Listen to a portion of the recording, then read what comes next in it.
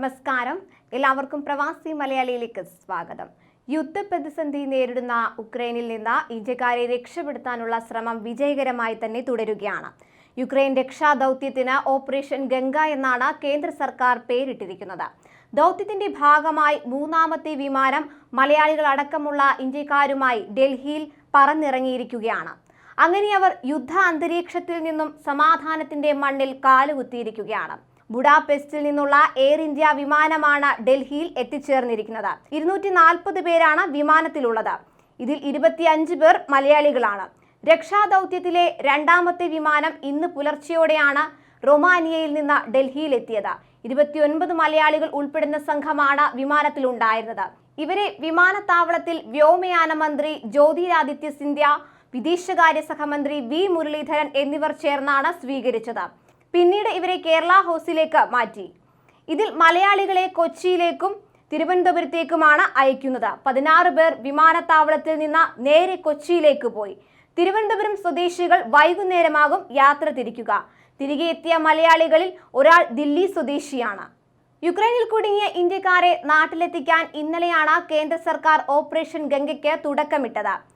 റൊമേനിയയിൽ നിന്ന് 219 പേരടങ്ങുന്ന സംഘമാണ് ആദ്യം മുംബൈയിൽ എത്തിയത്. ഈ സംഘത്തിൽ 27 പേരായിരുന്നു മലയാളികൾ.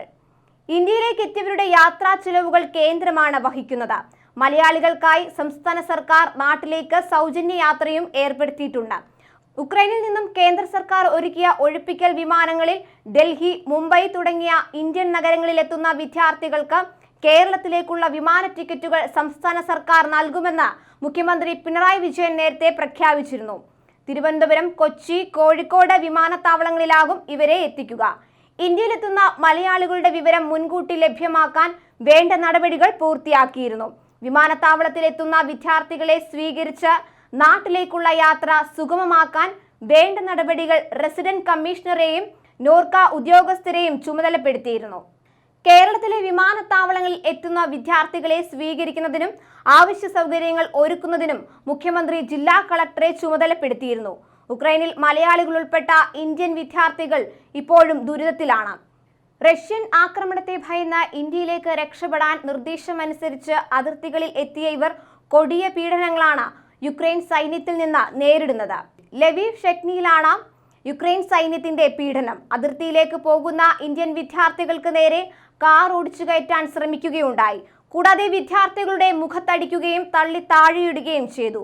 മടങ്ങിപ്പോകണമെന്നാവശ്യപ്പെട്ട അതിർത്തിയിൽ യുക്രൈൻ സൈന്യം വിദ്യാർത്ഥികൾക്ക് നേരെ തോക്കു ചൂണ്ടിയും ലാത്തി ചാർജിലൂടെയും അവരെ ഭീഷണിപ്പെടുത്തുകയുണ്ടായി. കൂടുതൽ പ്രവാസി വാർത്തകൾക്കായി ചാനൽ സബ്സ്ക്രൈബ് ചെയ്യുക.